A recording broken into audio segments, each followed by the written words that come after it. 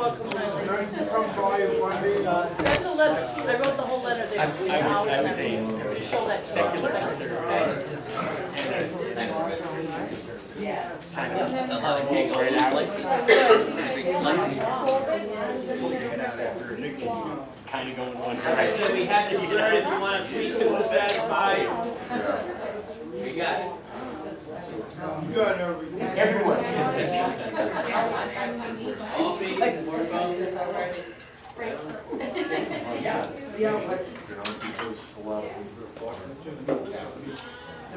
That's only half. I gave up the color years ago. I took Supposed to be a some. Babe Ruth. Oh, book You of. think I need to start the punchline of that joke? I need to be walked into that one? Do it. Please, this is Lowen. Everybody please laugh at his jokes. Otherwise I'll keep it up. That was good. That was good. If others do it, I don't have to. So. Now you gotta play this. And then I'm going to temple. Why not? That was good. All right, we're gonna start. Keep eating, keep going up for, get the hungry. Got coffee over here, got some extra sodas over here. By all means, make yourself available. Looks like I need cake. With a Salvation Army, we know how to feed and lead.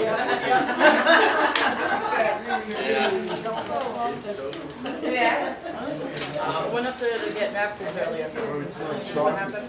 The reason why I'm going to touch on Ruth, but briefly, is because it's a brief book and it's got many lessons in it. But there's one lesson I think is important. So I'm going to skip through even my notes. I don't know, like that.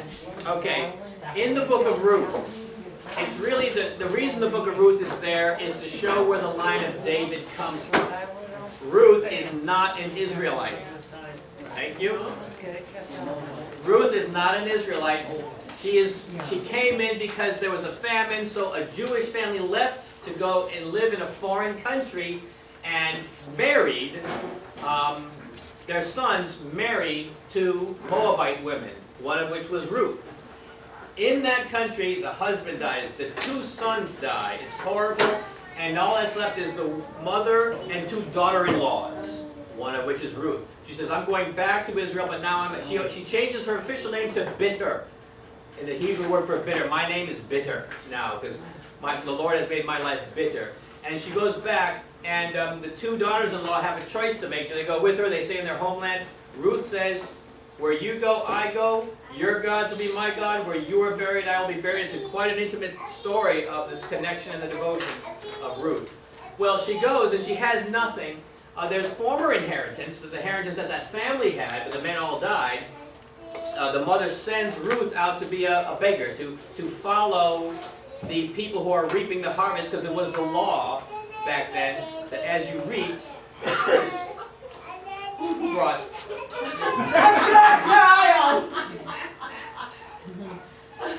She's practicing preaching. As you reaped the crop, like you're going over a vineyard, you grab them all, you put them in your back. If you missed one, by law you were not allowed to go back and take it. That was for the poor. You had to leave it, you couldn't go back. And also, about 10 cubits in from your lot, if your lot was, 100 cubits square, but 10 cubits in on either side, you could not reap that either. That was also for the poor. So she was going out and she was taking what was forgotten, but it was a dangerous place because she could be abused by the people who were there who did not have proper scruples and things like that, so it was dangerous. A guy named Boaz, who was an older guy, makes sure she's protected, and actually, to make a long story short, takes her as his wife. Actually, she requested, she made in the cultural way, she approached him, and he could redeem her. Now there was property associated with the name, but it had to be redeemed, and Boaz wasn't the closest relative. So he went to the gates of the city where all the official stuff took place and said, listen, who is the closest of kin? This guy says this. Okay, you also have to take Ruth, but the field that is hers will have to be in another, the name of the family name. And he says, well, then I can't take it because it might threaten my inheritance. So who's next? Boaz steps forward, and he is the kinsman redeemer. The kinsman redeemer says, I will, if you will, buy you back.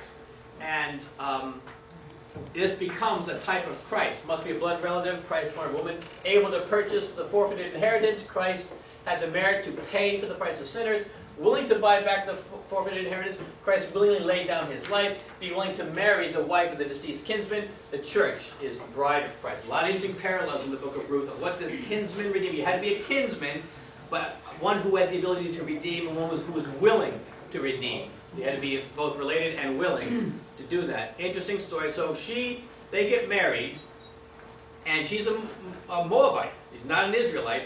Boaz is, however, their grandson ended up being King David. So it shows you, even in the line of the seed line, God was not afraid to have it corrupted with impure blood. No.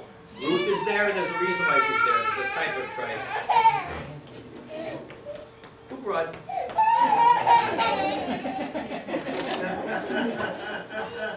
She's showing how Ruth suffered. Yeah, okay. It's an illustration. Okay, illustration. All right, 1st and 2nd Kings. The book of Judges covers this time period up here.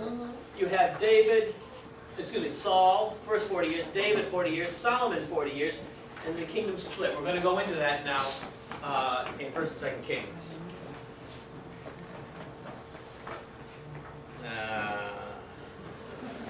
Okay, the perspectives. Keep in mind that the kings, some were good, some were bad. The editors, the ones who put these books together, were not so much concerned with the political advances of the kings, but the spiritual, how they compared with David. Every king was compared. If he was like David, then he was good. If he was not like David, then he was bad. We know from archaeology, some of these kings appear and did marvelous things politically, formed great alliances, expanded territories, great things. But there's maybe like just 3 verses about them in the Bible. That's because the Bible's not concerned with how politically savvy they were, but what did they do that has something to do with the story of redemption history, salvation history. So the priority is on that, is on how they help us understand our journey. We talk about the Judges, part of the spiritual journey. They're going on a journey, we're like them. We participate in that salvation, redemptive journey. So that's why we don't look at it from the human sense, how great or strong the empires were around them, but from a divine sense. Israel's fate is dependent on their covenant loyalty. God raises up world empires as his instruments to enforce, God handed them over to other people in disobedience. They expanded greatly under David and Solomon in obedience. So that's an outline. Solomon begins to reign. The glory of Solomon's reign is described with great majesty. The tragic end of Solomon's reign. This needs to be noted. One of the things he's famous for is God granted him a wish. What do you want? And the thing he asked for was not 100 more wishes, which some of myself might have asked, but he said, this is a great people you've given me in charge of. I need wisdom to govern such a people. And God was blown away. He said, wow, you could have asked for victory over your enemies, you could have asked for great riches, you could have asked for long life, but you asked for wisdom. And it pleased God so much, he says, I'm going to give you everything else. I'm going to give you wealth like no king has ever had or will ever have after you. I will give you wisdom that no one can match on the face of the earth. And I will give you a long life as well. He was honoring David. Remember, he'd never take the covenant away from David. Never withdraw his love. However, we learn from Solomon's life, he backslid. Why did he backslide? The Bible credits his foreign wives. He married about 300 wives and about 600 concubines. And he was led astray because when they came, he would marry all the nations around him too, and he would start allowing them well, if I worship this God, and I'm your concubine, I'm your wife, will you allow me to put up an image to this God, to foreign God, just so I can do my cultural worship thing? And that got allowed. In time, Solomon himself, Solomon, was betraying God by worshiping other gods right there. And because of that, God said, I promised on oath that I would not remove my love from David, but what ended up happening was, he said, I am taking a prophet, I forget which one said this, grabbed some guy, took his robe, tore it into 12 pieces, and gave 2. Said, listen, 2 tribes I'm leaving with David, but the other 10 tribes I'm removing from you because of the sins of Solomon, because of all the wisdom he had, and it's magnified. I mean, you read about it, and all his wealth was incredible, but wisdom did not save him. His lack of faith is what was his undoing. So it's great to go to colleges, it's great to get this information, but you're not saved based on your wisdom. That can help you in great ways, but it can't save you. Wisdom can't save you. Faith, it has to be exercised in faith. Faith saves. Wisdom is, I'm a big believer in it.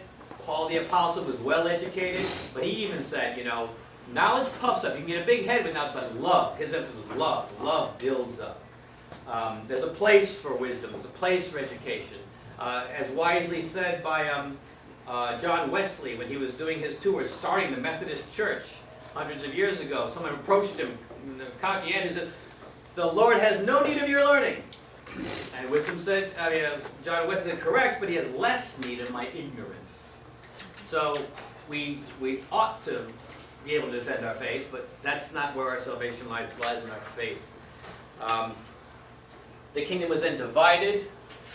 Then you have several chapters about the enmity, the warfare between the two kingdoms, the northern kingdom of Israel, the southern kingdom of Judah, where they were split, and peace and friendship between the two followed that.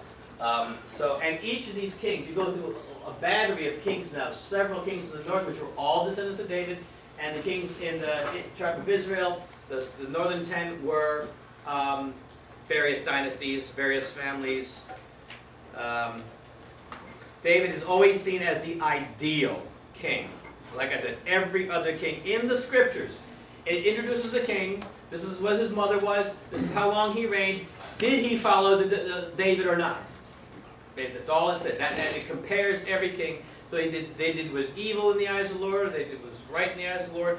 And Israel, this kingdom, which actually is, it's on the bottom, but it's really the northern section, 10 tribes, and this is the southern kingdom, which had Judah and I think Benjamin, and they had the temple. They built this yellow line right here that extends to here is the Jewish temple, the first Jewish temple built by Solomon, and it existed until here where it was destroyed, and then a second temple was built here and lasted through the time of Christ and was destroyed by the Romans in 780. That's what those two lines represent. But Israel, when they split, as a political move, the first king of Israel, Jeroboam, he thought, listen, I can't have everybody going, as is commanded by the law, down to Jerusalem for all these festivals, because there was festivals all throughout the year, and you had to go to Jerusalem to celebrate these. That's now a different country. I'm in the northern, I can't send all my people down there. So he set up his own altar. It was a calf, golden calf. Does that ring a bell? This is where you will celebrate your festival. And he is known throughout the rest of the Bible as the one that led Israel astray. Almost with every mention of every king, he was like Jeroboam, who led all of Israel astray. That mantra continues to the rest of kings. He was like Jeroboam, his father, who led all of Israel astray. While there were some good kings and bad kings in Judah, every king in the northern 10 tribes was considered an evil king, because none of them followed in the ways of David. And as you see, it kind of fades out of existence here. I got down here the dominant kingdoms: the Syrian Empire, Babylon, Medo-Persian Empire, the Greek Empire, the Roman Empire, which phased out. But during this time, the Assyrian Empire was the ruled the world. And they finally were sent to the northern 10 tribes and didn't wipe them out. It conquered the entire land, but the policy back in that time was for conquered peoples, you dispose them and you spread them all out in different places so they would not be a people anymore. So they kind of dispersed into history. And God was saying through the prophets, now in this, every green line here is a prophet, and their name is right on there. You can't really see it that well. But here's Isaiah, and when they prophesied and who they prophesied to. Was their ministry in Israel? Was their ministry in Judah? Was it like in between the two?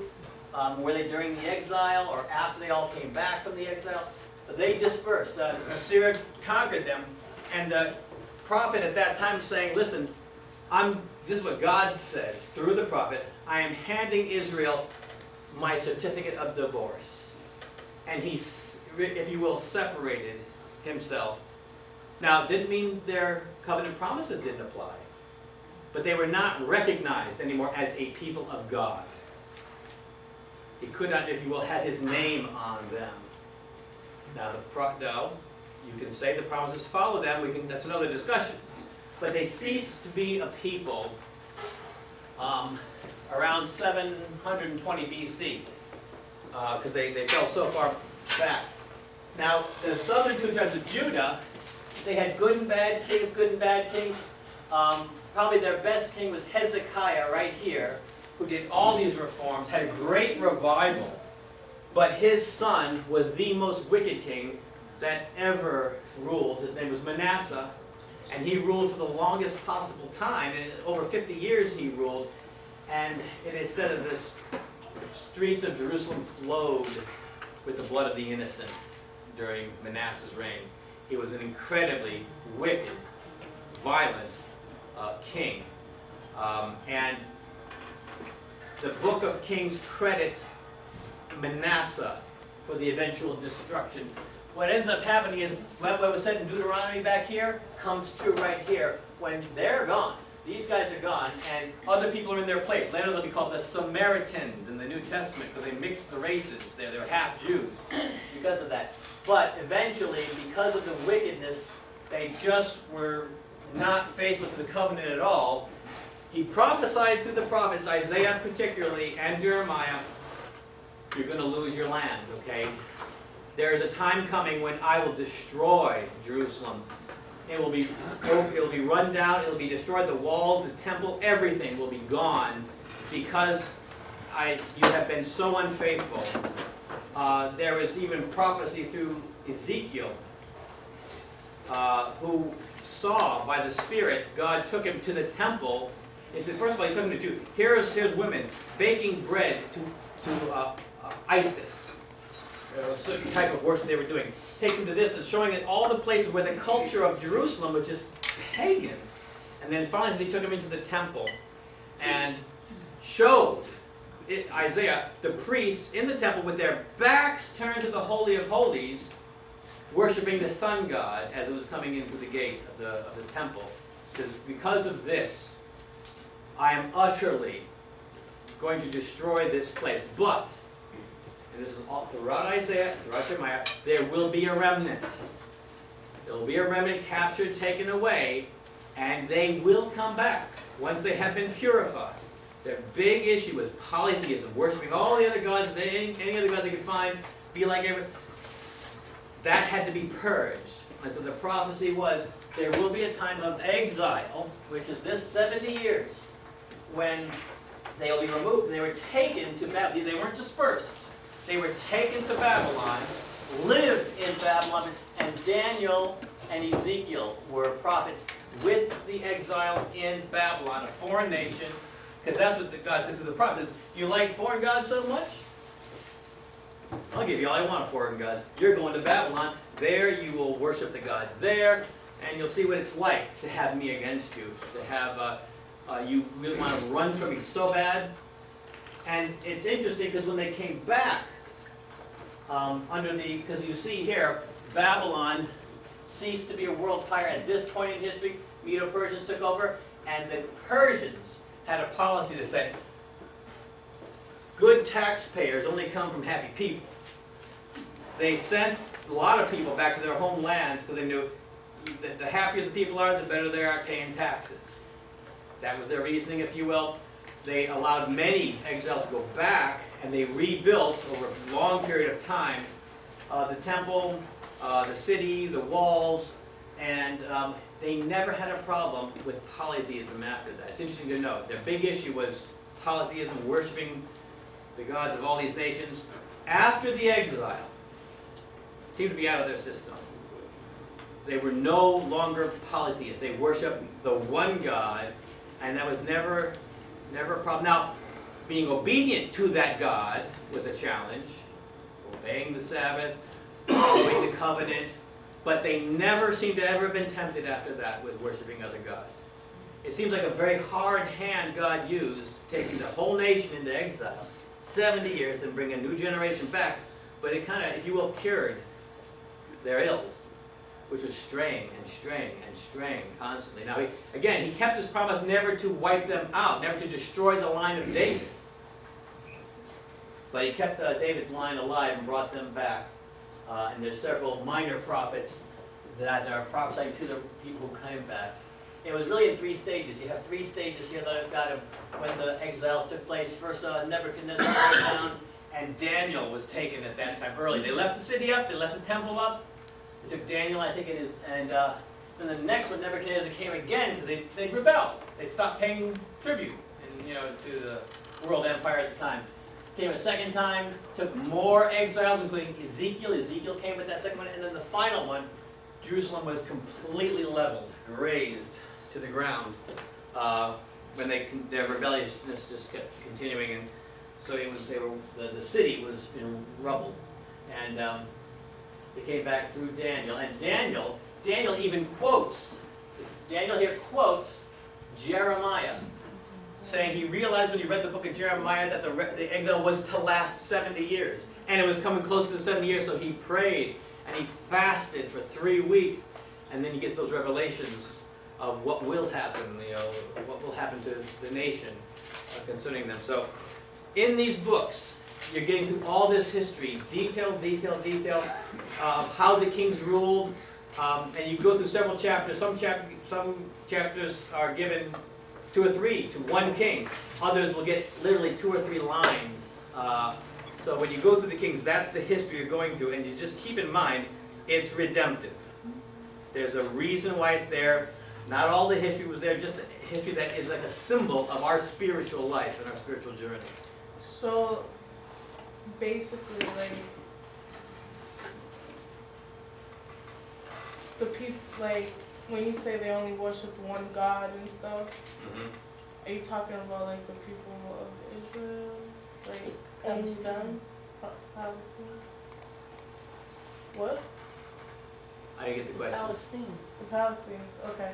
So, but you see, like how you said, like they only worship in one God and everything, but nowadays, we got Buddha, we got all these other things going on, and like in India, I know there's like some type of God out He's there. only referring to the nation Israel. The Old Testament is only dealing with God's chosen people, which were Israel. And after they came back, they did not stray from worshiping one God. Okay, so but there still were like other gods. Oh, every nation had their own God, Yeah, okay. but Israel wasn't worshiping them anymore. All right. So it's let me keep going. Chronicles is a little bit different. Chronicles is the same history repeated over again. If you read Samuel, 1 Samuel, 2 Samuel, 1 Kings, and 2 Kings, that history is again repeated in 1 and 2 Chronicles. 1 and 2 Chronicles in the Hebrew Bible is the very last chapters, the very last ones in their canon, in their Bible. Why? It's written, it can be considered the first commentary, Bible commentary. Let me tell you why. Chronicles was written here, when they came back. It was a dark time because they thought, we're coming back to Israel, the Messiah is going to come. It's happening. We're all coming back. They prophesied that we'd all come back. Here we come, and they were impoverished. They were still persecuted, no messianic age kept up, and they were really wondering, does all that stuff still apply? Do all those promises that were made to David, do they apply to us? They had a lot of misery, and they needed encouragement.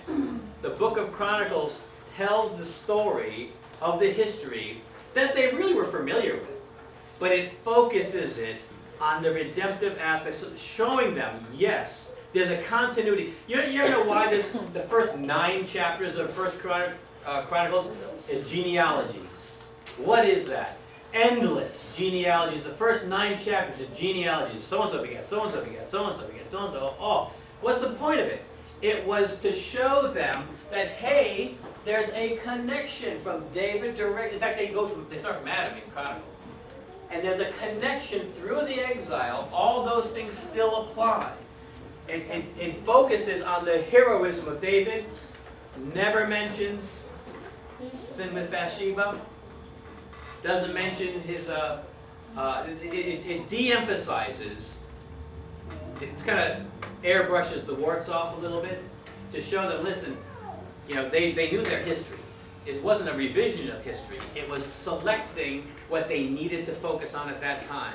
We are still the people of God. We are the representation of His on earth. We still have the same mandate we had before. There is still that biological line through the exile to us. So that's the focus of Chronicles.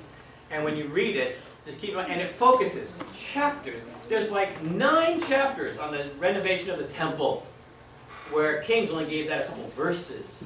So they go to great detail. The focus is on the priesthood, and it's still the pure priesthood on David's line, on the temple worship, and who the singers were, and it goes into all kinds of details that Kings doesn't have, because it wants to focus. And there's that very important verse that I know you've heard preached on in Chronicles.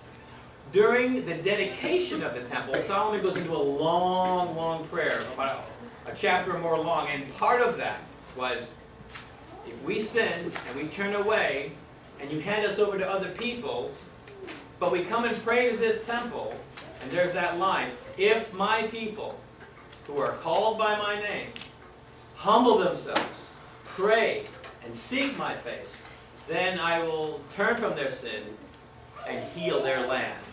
That famous line is in that part. In fact, that's not part of Solomon's prayer. Solomon gets a vision from God that night, and guess what God says in response to the dedication of the temple. And at the dedication of the temple in Chronicles, we see this manifestation. It says, the glory of the Lord came and filled the temple with smoke, so much so that the priests could not even enter it to do their duties, but they had to wait. And then this glory was visible. It was an unusual manifestation of the glory of God came and literally filled the temple. It's also interesting to note that Ezekiel got a vision when he saw those things I told you about, the women baking bread to Isis, the children gathering things for some other god, the men in the temple turning their back and worshiping the sun. He took Isaiah through a vision, and in Ezekiel's vision, you can read this in the book of Ezekiel, the glory that came upon it centuries before lifts. And it even describes what direction it went. It left. The glory of the Lord left the temple and making it ripe for destruction. There was no guardian. There was almost like a cultish belief that we got the temple, we got Jerusalem, nothing can happen to us. It's all here. And Ezekiel, is in his vision, when he writes it down, he says, I saw the glory of the Lord ascend and leave, it says, toward the north, or something like that. But it's all very pictorial history, very highly, using a lot of imagination. A lot. I mean, that's where the word Ichabod comes from. Ichabod, the Lord has left this place. And you can ask that sometimes, can't that be applied to us, to churches? Has the Spirit of the Lord, has the glory left, and we're just kind of carrying around the routine, or my own spiritual life is, am I just going through the motions? Has the glory of the Lord departed, but I'm just kind of carrying on, because it's kind of cultural, it's kind of traditional, and do good stuff, but the glory's gone. That I'm not acting in faith anymore. Just kind of running through the motions. So again, it's there because we can learn something from it and apply it personally. It's just an imagery of what I wanted to show before. The Second Temple and Chronicles are written appealing to the great times, appealing to the glory, to give them encouragement. Yeah, I don't need that. Yeah, interesting. What is not included in Chronicles, Solomon's apostasy when he started worshiping other gods, David's adultery, the rebellions. But what is included, God's promises, Solomon's building the temple, great details of Solomon's splendor. The repentance of Manasseh. This is very interesting. Manasseh, who was the most wicked king, history shows, and the Bible declares, that he was, during his reign, was one of the times when they were attacked by Babylon, and Manasseh was taken in a gruesome manner, hooks, everything, and imprisoned. It says in Chronicles, it doesn't say this in the Kings, because in the Kings, he is considered the one who caused the destruction of the entire nation, who caused it to be carried into exile. But in Chronicles, it records the prayer of Manasseh. It says that while Manasseh was in jail in Babylon, he prayed a prayer so powerful that it moved the heart of God. He was moved by Manasseh's entreaty. And sure enough, Manasseh was restored and became king again in Israel and started doing some reforms. But according to the writers of Kings, the damage had been done. But the reason that's included in Chronicles, that's an imagery of, restoration, coming back, having the mantle of leadership and authority again. And there is a book in the Apocrypha. I have it in my notes, but I'm not going to share it here. The Apocrypha, those books in between the covenants and between the new and called the Prayer of Manasseh. And it's one chapter long, and supposedly a highlight of the prayer Manasseh prayed when he was in the dungeons of Babylon, and how that prayer was so moved the heart of God.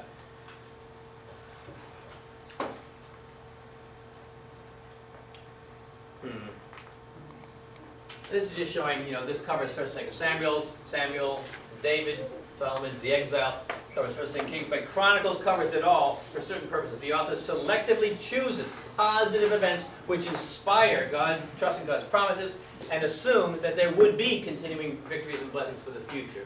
So that's how you got to read Chronicles. It's the history of Israel again, trying to give as much hope that, hey, we still got it, we're still the people of God, and there should be victories in the future.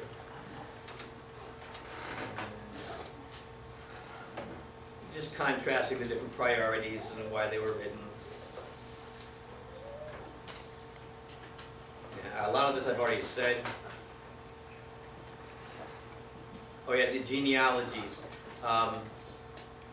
First 9 chapter genealogy is the reign of David, the reign of Solomon, and the rule of. In fact, Chronicles doesn't even mention. There's no mention of the kingdom of Israel, the 10 northern tribes where there were no good kings. The only time it mentions them is in association with something that happened in Judah. If they cooperated, went to battle together, then that's the only time it mentions the northern tribes, which had been dissolved.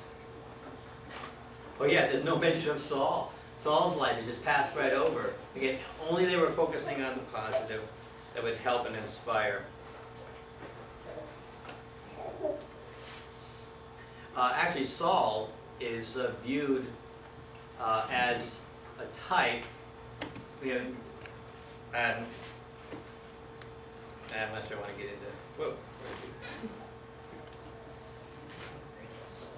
Yeah, let's go to Esther. Esther is an exile book. Esther happened during the exile, and Esther's history is there because it was one time in history where there was an attempt to wipe out the Jewish nation completely. And with the help of Esther, a woman, that did not happen. It was spared. You have to fast tonight because it's her holiday. Oh, really? Tonight. Purim?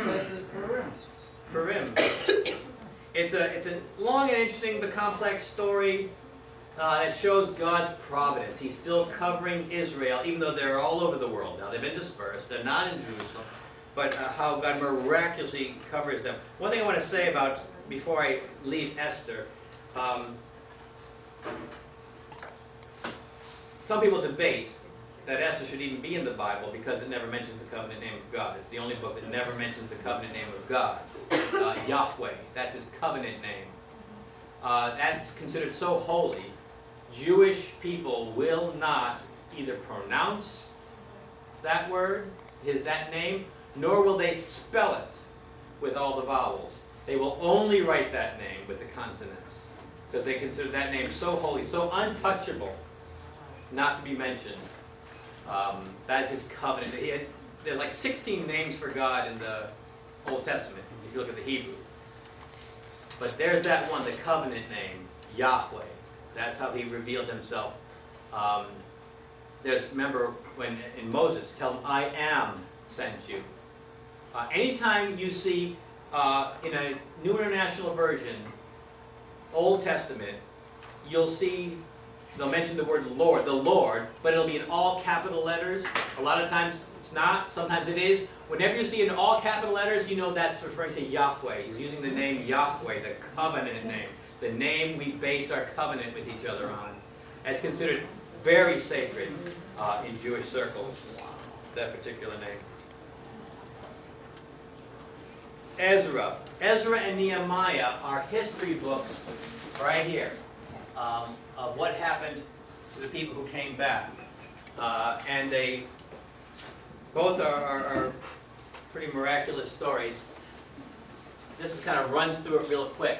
The first part, the restoration of the temple, then the restoration of the people. There was still sin, so that first to the temple, and they said when the temple was dedicated, there were loud cries and wailing at the same time. There was rejoicing and wailing because some of the old-timers knew what the first temple looked like, and this one wasn't as magnificent. Solomon's temple was, a mega structure. And this was a temple, but it wasn't, and Zerubbabel gets a revelation saying, listen, this temple will be more glorious than the one Solomon made. Why? Because it was the temple the Messiah would actually walk into. The Master's touch would be on that temple. So they consecrate the temple, focus on the temple first, then they focus on the people. There was some sin in the camp that had to be dealt with. First two chapters, the emigration back to Jerusalem, then the temple. There was a second emigration. There's actually 3 times when people came from Babylon to Jerusalem. And then rebuking and rest. Oh yeah, intermarriages. There was that issue of intermarriages. When I say intermarriage, they had, while they were gone, many of the leaders of the community had married foreign wives. They weren't supposed to do that. That's what got Solomon in trouble. They were supposed to remain pure. Remember, at that time, the idea was the people of God were represented on earth through the sons of Abraham. Biology meant something back then. And this intermarriage with other nations was a sin. And that they had to publicly repent. And they had to dismiss their foreign wives and children, but they'll still be able to be provided. You couldn't toss them to the wind. There had to be provision, but they could not. They had to remove the foreign people. Now, under the new covenant, we see things quite differently. But this was the people of God, and this was their revelation and their commitment that many of the leaders had not kept.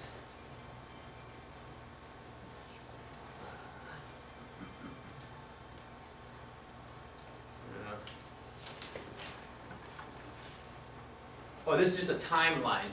This is BC, going from 539 to 420. The first 6 chapters of Ezra, when Cyrus the Great, and the books of the Bible that were written at that time. Esther is during the reign of Xerxes, and the second half covers, there's a time gap here when there was a delay of the building of the temple. Just showing you some format for it. All right, Nehemiah. He was focusing on the wall. This was later. This was like 50 years later. The wall had not been rebuilt. The temple was there, but there was no protective wall. And it's an incredible book showing how to overcome persecution. Nehemiah was dogged at every step of And it shows how he overcame the persecution within, without, restoration of the wall, construction of the wall, renewal of the covenant, and then obedience to the covenant. Again, take this is a very quick summary of the book, obviously, but it was, again, restoration of the people. First, get the wall built, and then get the purpose of the heart restored by the people.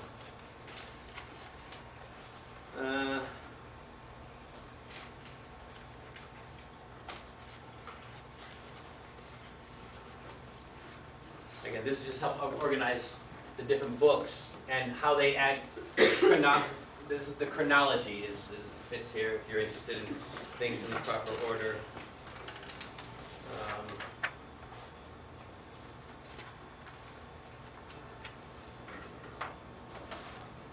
Okay. Now, that does not do justice to all the historical books. It's just enough to let you know that there's something there. There's something for you if you dig in. But you got to do that. You got to go dig in. Let's get to the writings. These are Job, the Psalms, Song of Solomon, Proverbs. I didn't name them in order. What? What? Ecclesiastes. There's 5. So let me get that. Job. I'm not sure the order. Job, Psalms, Proverbs, Ecclesiastes, Song of Solomon. Thank you. These are collected together, and remember when Jesus talks about the Old Testament, he refers to the law, the writings, and the prophets. Only 3 categories. The writings refer to Psalms, and the Psalms make many references to prophecy that is fulfilled in Christ. They're always quoting the Psalms in reference to the. So there's a lot here, and I want to show you just how to take it, how to understand it. First, Job. Interestingly enough, most likely, Job is the most ancient book in the Bible. Job most likely predates the writing of Genesis and all the books of the Pentateuch, which kind of makes sense when you're talking about the most ancient problem of mankind. And this is the thing, I still hear it today, all the time, with doubters. If there is your God, how come there's so much evil in this world? If he is all loving, all good, and all powerful. All good, all powerful. Look at this. So much evil, so much bad stuff. How can God be all loving and all powerful, and there's so much wickedness? Job, the first book of the Bible ever written on any scroll, sets out to give a response, not an answer, but to give a response to that question. We're not going to answer that in this lifetime of, why the level of evil. We can explain why we can give the Sunday school answer. Oh, we have free will. We can always choose to be bad. We can always choose to be good. And God honors our choices. And we're made in His image. That doesn't help the person who lost a child to some crazed gunman taking over a McDonald's, and that doesn't help that person. That provides no comfort. You can explain it intellectually, and there's a lot that can be said about why it's possible that's possible, why God can be all-powerful, all-loving, yet large amounts of gratuitous evil exist. You can explain it. There's books that harmonize that logically. But that doesn't help. The person who's suffering is not looking for logic. Job is the response to that question, not using logic, because the 3 friends who try to comfort Job, they're throwing all kinds of reasonings at him, that later in the book, God says, you guys have to pray. You're in trouble, and Job's got to pray for you, because you spoke that thought that was not from me, not from my mind. And so approach it like that. Approach it as God's response. Put it this way. I just have a daughter running in and out of this path. I try to educate her. I discipline her when she's rebellious, and something I do to her older brother, 2 years older than her, Daniel, I don't do for her. Now, as they grow up, the greatest priority in their minds is fairness. It has to be fair. Well, it's not gonna be fair, okay? Daniel's 2 years older, she's 2 years younger, they're at different stages. I'm gonna treat them a little bit differently, but they're not gonna get that. And it'd be useless for me to try to explain to them. They're just not gonna get it. They're not wired, they're not capable of comprehending my understanding of justice. What Job is saying, because God gets to speak, he gets like 5 chapters at the end to speak his mind. But the point is, wisdom. It's a book of wisdom. There's a lot of wise things, but saying is, my ways are so much higher than yours, Job, that a lot of times my justice will not be understandable to you. What I consider just, fair, right will be incomprehensible to your mind. Why? Because my wisdom is eternally higher than yours. Just like your wisdom is higher than your children. They're not going to get it. There's no way. You're not wired to be able to comprehend reasoning. My reason, because my wisdom is so inseparable, so higher. Because of that, my justice is not always going to make sense to you. And this is not a situation where I just spoke of. Some wild man goes to this was God allowing this. We see this conversation at the beginning between God and Satan. Well, Job's a servant of yours because you can give him all the cookies he wants. You know, you pat him on the back, you give him another $100. I mean, he's a very massively wealthy person. He follows you just because of all the good stuff, just because you bless him. But take away the blessings, and he's gone. Actually, Job's not on trial here. God's on trial here. Because Satan's saying, you only got followers because you give them goodies. Then there's jumping through hoops, you give them a little treat. That's the reason they follow you. That's what Satan's saying. You got a hedge of protection around Job. That's the only reason he follows you. Because you give him a slice of bread every now and then. You provide for him. You give him all this good stuff. Of course he's going to follow you. You take away the goodies. You take away all the blessings. You do not reward him for his righteousness. Just like all your people, they'll leave. They're gone. And Job is a statement to that God's principles of rewarding, on a general scope, rewarding the obedient, correcting the disobedient, works. That God's people, there are people who follow him, not just because they get good blessings, but because they love, they are committed. For the Lord has given, the Lord has taken. May blessed be the name of the Lord, as Job says. And I get this, as a pastor, I see this sometimes. When all of a sudden, a soldier, a parent, will fall in hard times. Woe is me, why is this happening to me? Why is God doing this to me? And God is the first one to get to blame. And then they realize, whether they realize it or not, they were only following God because there's bonuses. There's some perks along the way. Now, when those perks disappear, for whatever reason in the judgment and the wisdom of God, are you still along for the ride? Or were you only along because there's cool stuff? You know, get a surprise lucky ticket along the way. But if there's none of that, are you still on board? And why are you on this journey? So it really is probing several deep questions. Don't look at the answers of Job's friends as doctrine.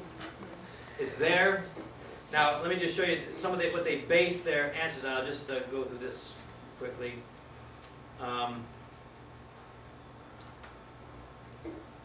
Because they all have different reasonings why they say what they say. Oh, I missed it. One, and we could give examples of this if we had time, of the three friends, is basing his statements on personal experience. I experienced this. I experienced the Spirit. He even says it glided past me, my hair stood on end, and it whispered something in my ear. So it must be true. Man, that's happening today all the time. You've got all kinds of awkward spirits, dark spirits, granting wisdom signs. We don't test them. The Bible says test all the spirits. Don't just accept everything that you get from the Spirit. Test it with the Word of God. But he built his argument on this forbidden knowledge that some spirit told him. But they all agree that you must have done something. You must have done something to deserve this, Job. You have to have done something. And that was the mindset. Even the disciples had that mindset. The guy born blind, what sin did this guy do? You know, or did his parents sin? You know what? And Jesus had to correct them. Bad things don't just happen because of sin. We're in a fallen world, and sometimes God puts difficulties in our path as our training. You know, what does a coach do? He puts obstacles in front of the guy he's training. It's not fun, but you go through it, you're better for it. But again, this is I would just phrase it that way. Read Job, not for the answers, but God's response. Because I'll just summarize. What did God say in those 5 chapters at the end of Job? He didn't answer Job's question at all. Job demanded an audience with God. Finally, when he got it, God fires at him 66 questions that he cannot possibly answer.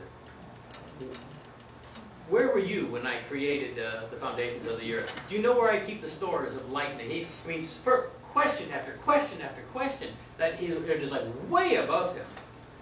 He's trying to show him, you know, we're on totally different playing fields. And Job immediately repents, and the end of his life is more prosperous than the beginning. So he says his policies do work. He will, I mean, with goodies or without goodies, Job's a follower. And so he rewards. That's just his policy. How did you know that that book might have been one of the oldest? Is it because he was talking to the saint? I skipped over it here, but some of the places that are referred to, the cities, Yeah. and some of the tribes that are referred to as coming in and taking all this cattle and things like that, refer to very ancient places. They were around it. He was probably alive at the same time as Abraham, based on the names of the places, the names of the people. In fact, I just thought this was interesting. I hope I included it, that Job could have been referred to in the Bible, in the book of Genesis, under the name Jobab. Oh. And that is in... Great Yeah, it was right back over, like, go back one. Yeah, right here. No references made of the law, the Exodus, the Red Sea, nothing like that. It was all before that. The Greek Septuagint identifies Job with Jobab, the second king of Edom, in Genesis 36:33. These were the kings who reigned in Edom before any other king reigned in Israel. And Jobab being the second one. The Septuagint version, which is the Greek translation, says they were the same guy. Who knows? But that's ancient. That's Abraham's time. You know, no books like that. The Bible really wasn't a collection of works yet. So that's why it's most believed to be the most ancient of the books. Or we're going to go on unless you have anyone has a question about Job.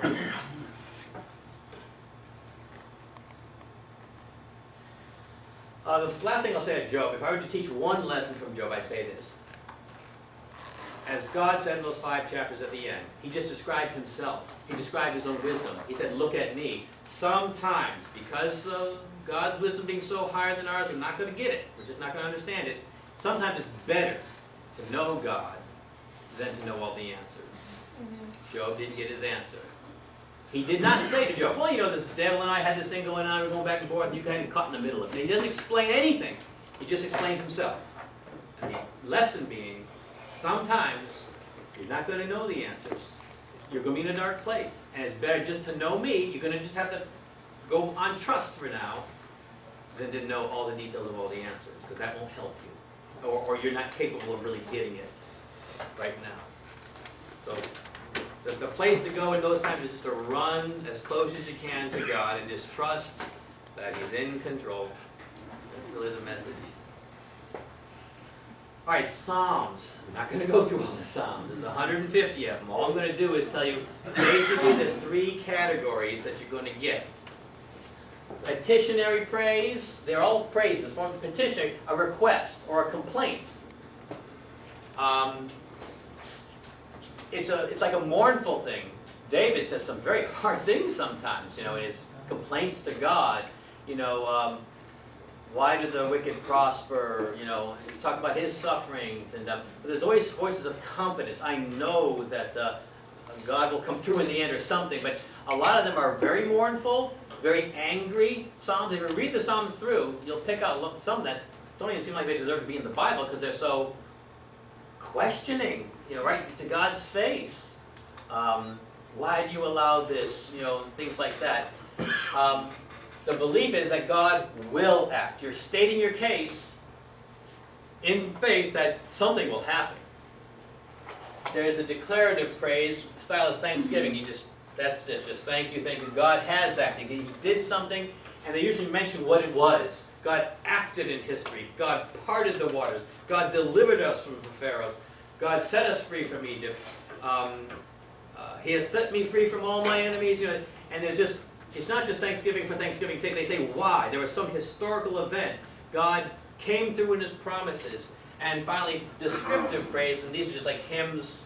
The last 5 or 6 chapters are all more like hymns.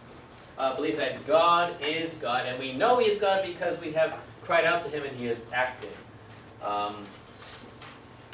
If you were to count these, what do you think the majority would be? The lament, the thanksgiving, or the hymn? Good. I'm sorry, I was writing what you said. Lament. You got it. She said the lament is true. More than any other psalm, the psalms of lamenting to God. David says, my tears have been my food all day long. You know, waiting for a response. There's always usually a verse in there that shows a sense of confidence that there will be a response. He's saying, but right now, man, I'm a hurting person. And what are you doing about it? He gets quite bold in the Psalms.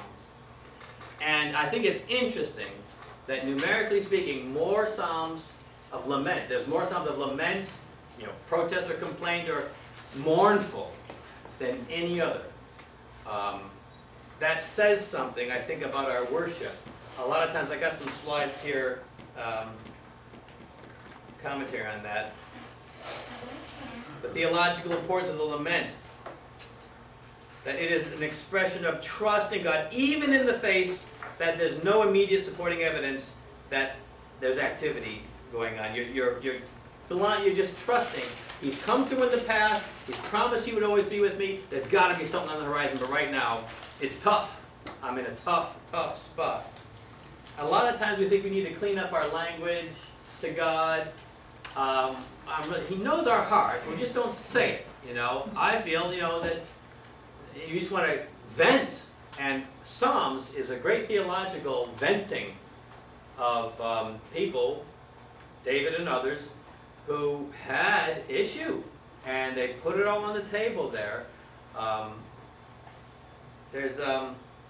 We should not attempt to Christianize these Psalms by pretending that there's something they're not. Yet neither can we exclude them as sub-Christian. Rather, we need to take them seriously as a valid biblical response to God in prayer for the depths of our humanity. Since we accept these Psalms as scripture for the church, we need to allow them to inform our theology rather than using our theology to change the Psalms. In other words, sometimes, well, David didn't really mean that, or we shouldn't say that. No, this is human experience, raw human experience in these laments, and he's saying, what kind of relationship do you have with someone if you have to hide some part and just kind of put a pretty face on, a brave face on, Christian face on, and not confront God with your issues that you may be really struggling with? I do. I tell people that a lot in church. I'll say, it's okay to yell at God. It really, truly, it's okay. It's okay to, because He knows anyways. Mm-hmm. So. Yeah, I agree. And then the Psalms kind of gives us permission to be honest with our feelings with God. He'll certainly be honest with us. Yeah. Here's the theology. We'll wrap up the Psalms with this. All Psalms are different aspects of praise. The Psalms express praise in different manners, depending on the life situation of the worshiper or the community.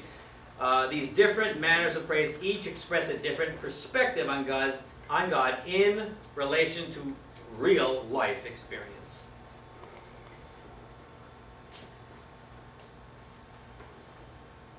Much of our modern concept of praise is shaped by images of positive emotional expression. Let's just praise the Lord, often in the context of feeling good or expressing happiness in public worship. Yet, the psalmster teaches that praise in the manner of lament is just as important as praise in the manner of thanksgiving. In fact, there are far more lament psalms than any other type.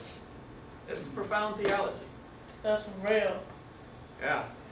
That's real. This suggests that our modern ideas of praise as a positive emotion are too narrow. It also suggests that laments, with all the pain, grief, despair, even anger that they express, are just as much acts of worship as faithfulness to God, as they are more socially acceptable and popular positive expressions of worship. They are just as much an act of worship. If you're venting to God, it means you believe He has authority. You believe He's worthy of hearing it. Interesting. Number 2, and this is the only other one, the journey of life in all its reality is in the Psalms. Related to the same misconception about praise is the idea frequently expressed openly or subtly that good Christians should end up in doxology or pure praise and then remain there as a sign of spiritual maturity. The implication is that anything less indicates spiritual problems. But if the above observation about the use of these prayers is valid, this perspective is distorted at best. It is simply not how life works, and one of the most important aspects of the psalm that have value for us today is they are life-oriented, real life-oriented. So go through the Psalms next time and pray with David or whoever's writing the psalm with all the honesty of your situation at that time. Anything else about the Psalms? I mean, if you have a journal, that's kind of like your own version of the Psalms, right? Like, yeah, the focus of the Psalms is praise, recognizing God in everything that He is. In the good times, bad times, is recognizing Him. He's still the authority. You're still exercising faith, even if that faith is tested. I got a little confused with Psalms because it says to forgive your enemy, but in Psalms, like I forget which one, but it was like so harsh towards your enemy. But then I got it. It was like, God says, if your enemy's down, pick it. Help them up. Don't laugh at them, because God's gonna take care of your enemy. Be good to your enemy, but God's gonna have wrath on your enemy for you. You don't have to do it. Good point. The enemy, that word enemy is used a lot in Psalms. It could refer to multiple, sometimes his own sons. David writes a psalm when his own son is trying to overthrow him, and he talks about his enemy. Well, I think that word is kind of loose. It could mean a spiritual enemy, a physical enemy. In fact, that enemy son who died was Absalom, and he mourned more for Absalom than he did the victory he got. Actually, was They were mad at him. Joab? Yeah. Is that his name? Yeah. I have a question about the Psalms. You know how I tease out Frank Cora here, and talk about the bad Cora? I noticed that Cora of the Bible was one of the Psalms. Yeah, Was Korah it was the same Cora? no, not an individual. It was a tribe family, Yeah. and they were a priestly family, I believe. And they wrote some of the Psalms. So it wasn't actually him himself.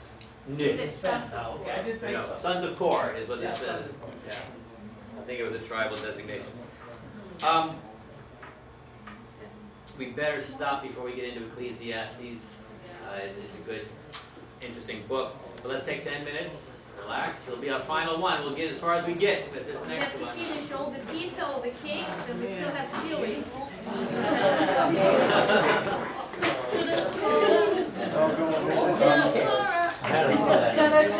Sure.